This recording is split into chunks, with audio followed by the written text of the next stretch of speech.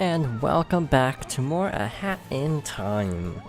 Last time we started Subcon Forest and lost our soul promptly.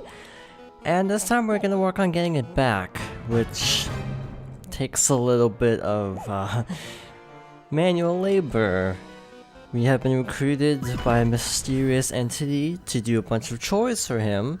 And the second of which is to clear out the Subcon well in Subcon Forest. So that's what we're going to be doing this time. So Subcon Forest is a really big area. As you can see by that zoom out, we have a bit of a walk. And the gimmick is it gradually opens up as you destroy more paintings. So, we got a little bit of a snag though.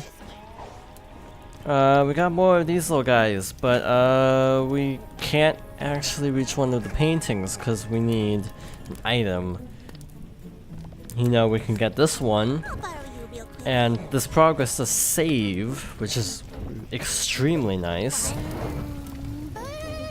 But yeah, we do have this slight conundrum of not being able to actually retrieve them all.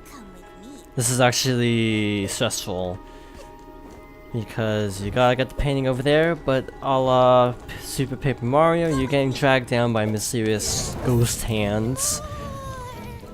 By the way, speaking of which, a lot of people suspect that the character Snatcher, laughing maniacally and yelling "fools," is probably a reference to Paper Mario The Thousand Year Door, which it's fine by me, but also people note that his appearance looks like a character from the game Okage Shadow King, which is not something I have ever played. But I have seen the pictures. If you Google it, the character's prominent on the box art, so you can easily tell. But yeah, I definitely see the resemblance. Now, I have no clue what that game is, but I'm sure it's a good time. Maybe, unless it's a terrible game. I feel like if it was a terrible game, it wouldn't be represented or referenced. So the bells have the same effect as the Dweller's Mask. So we can use that to climb up instead of using the Dweller's Mask, because this whole recharge is a little intrusive. By the way, I'm actually going to go a little bit out of my way, just briefly here, because this is, actually, how am I supposed to get that? I think over here? Because there's the spiders, and we need to defeat the spiders, I know, but I actually legitimately don't know how to get up there, so we're not gonna spend too much time. Again, I plan to do a video that's just mostly free roam. So this is the Subcon well, by the way. But yeah, I'm planning on doing a video that's mostly free roam, in addition to doing some free roam with the time rifts as well. So with our new relic finder, we can find a relic right here, which is a crayon box. Makes sense, I think. So we have a little bit of a wall, literally, that we have to break open, and now we're sealed in here. Fantastic. So for some reason, I don't know if this is supposed to be here, but there's like a treasure chest like in the wall that houses a relic. I don't know why this is here. But it's here, so we collected it. I thought that was a glitch on my last playthrough, but that's where it is. And I've tried looking on guides and I haven't really seen anything of that nature there, so I'm a little bit confused. Anyway, we have the hookshot badge at long last. Whenever we get back up to the overworld, we definitely want to pay a visit to the badge salesman because we could really use the third slot. So the way the hookshot works is you have to equip it, which is a minor issue I have with it. I feel like it should have been a passive ability. Once you actually collect it, like once you get the item, it should just be a passive ability, but I also get why, because it does make some platforming a little bit harder because you're having to deal with multiple actions being mapped to the attack button, so it's one of those things that kind of makes sense actually. So I'm not like too upset about it. Yeah, we can just kind of swing all over the place with this. It's pretty cool. So we got a switch up here. We can use this to unlock the door, and we have another, if you care about this sort of thing, achievement opportunity if you are on any version. Again, it's just the one achievement that's gone to my knowledge. So we now have to go over here. And there's a cork in a pipe, so we have to pull open this vent. And then water starts flooding in. So the achievement is to basically do this entire segment without falling into the water. I did it first try actually, but I am not really counting on doing that this time because Let's Play curse. For those who don't know, people talk about the Let's Play curse, which is just pretty much being suddenly worse at video games whenever you try to record something for the internet, and the believed cause is that, well, you're trying to talk and play a video game at the same time. Of course it's not going to go well. Case in point. So yeah, I was trying to land on the little thing, but I missed the timing on that. So got a, what is this, Rift token over here. So that's cool. Now, I'm a little disoriented, but I think we need to actually go back here. Yeah, it's not too hard doing this without falling into the water, but literally every time I try to play this and talk, I fall into the water. So I feel like it's definitely not a coincidence.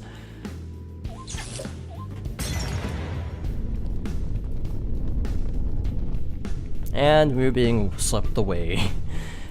Well, that's one way to make an exit.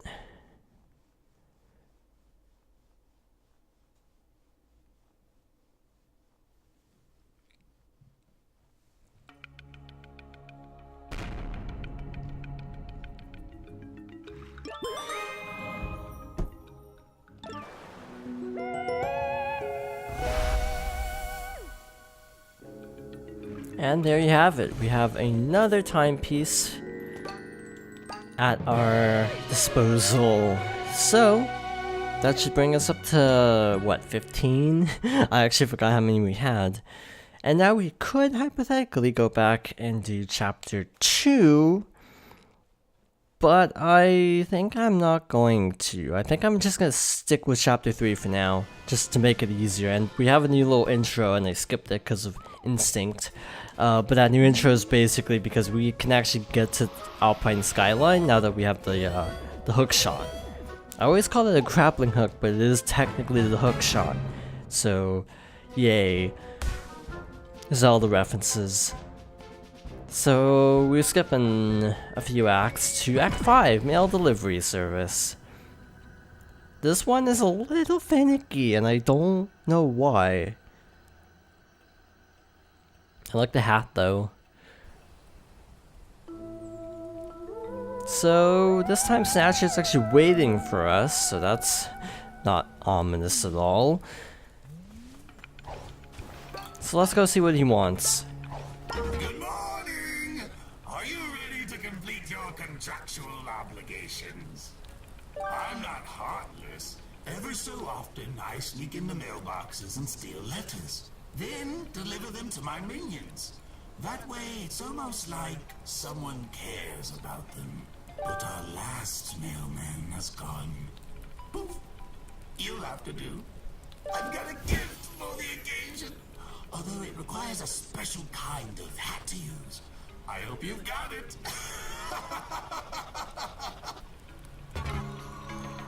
And we open this up to get the mail delivery badge. This badge is only a rental. I need it back before you leave. Remember to put it on your sprint hat, or it does absolutely nothing. All of the minions who are awaiting mail will have an icon above them. Once you're done, come back here and clock out. Get it? So we need a sprint hat. And when we do the sprint ability, it just puts us on the little scooter. And we can use right trigger to fire. So my slight issue with this, and it's a very minor issue because you can invert it, but the up and down is inverted, and it's only inverted in this one section, and I don't quite understand why. Again, kind of just a minor thing, to be honest, but it always stood out as sort of weird that it inverts in this one part only. So we just have to drive around finding all of the little shadow dudes to have the little mail icon. Again, like I said, I was going to talk to the badge seller. Have you come to make another? Okay, we actually have enough for this. Cool. I wasn't entirely sure if we would. So we are set. So you can have 3 badges at a time, which is actually really nice. I always have the hook shot on because you use it constantly. This is our next major purchase, because it's actually really useful to have a faster cooldown. Hit the tree. That does not appear to be working. I'm just spamming. Oh wow, I actually did get him. Cool. Saved myself some trouble. Oh, we're here, so let's do this. Frankly, all of our free roam antics are going to take us outside of the village, so this is actually a good thing to grab right now. It's another relic, and it's a blue crayon, so we are definitely amassing crayons. But yeah, the camera is just a little weird on console for this section, and I don't entirely know why. But on the whole, I actually did want to address something. That's the fact that I feel like I've been a little bit harsh on the game lately, and if you feel that way, I honestly have been. But honestly, that does not detract from the fact that I still really enjoy this game. So like, when I say I enjoy this game, I do legitimately mean it. It's just, you know, I do have some legitimate criticisms for it. Mainly, again, the sort of weird abrupt shift in chapters. And a couple other minor issues that just don't really drag it down too much. I still really enjoy this game, so just to clarify. And actually, one thing I really enjoy, and this is actually the perfect chapter to talk about, is actually the voice acting. A lot of the people involved with this game definitely put a lot of work into it, and it shows.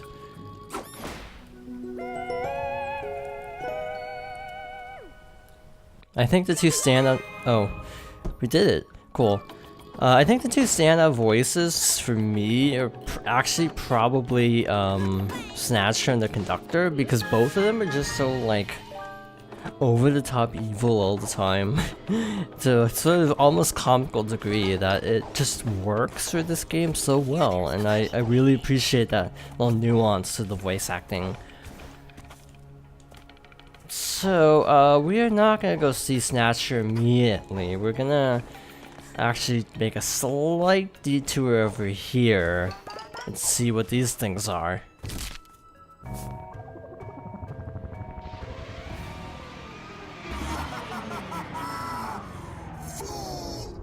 Oh, wait. It's you. I was kind of expecting a new victim to step in my traps. I've already taken your soul and everything. Have you even completed your contractual obligations yet? Don't take it personal, kid, but stay clear of my traps. There's only so many times my voice can handle yelling like that. You're taking the experience away from other people. But since you did step in my trap, I might as well extend our business endeavors. Fool! Oh, you stepped into my forest, and now you must pay the price. Pick your poison. Which burden do you want to carry the rest of your life?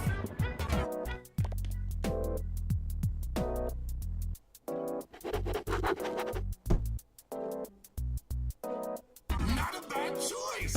This one should be a breeze. You're leaving all the difficult contracts for the newbies, though, which is really rude when you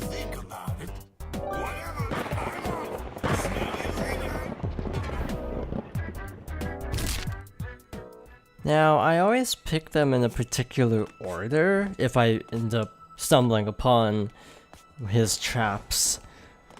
In this case, I always go with the ones that are not really easily accessed from the overworld. Like there's one that you can actually go to any time, basically. So, you don't even need to trigger the cutscene in this case, and that's why I picked the level I did, because that's one where you actually kind of need to trigger it through the actual story, and you can't just, you know, see it from just basic exploration. In any case, does he have anything more to say? Apparently not, so we're done here. 17, so I was off by 1 last time. Almost halfway through with the game. Not too bad. This isn't a long game. I'd say it's about 8 to 10 hours, maybe 12 to 14 on the first run. So it's actually a really good length, I would say, which is definitely a pro if you ask me. But let's go and look at our map again. I feel like I'm missing an act, but I don't actually know where. It's kind of a weird feeling, but if that's Act 3, then that's actually a good sign. Yeah, we're on track. I just thought this was Act 3 for some reason, probably because I always do it third. But again, this one you need to basically get assigned to it. The Act 4 mission, you can actually just do on your own time. And on that note, that's what we'll be doing next time. So thank you for watching, and I hope you join me next time for more A Hat in Time.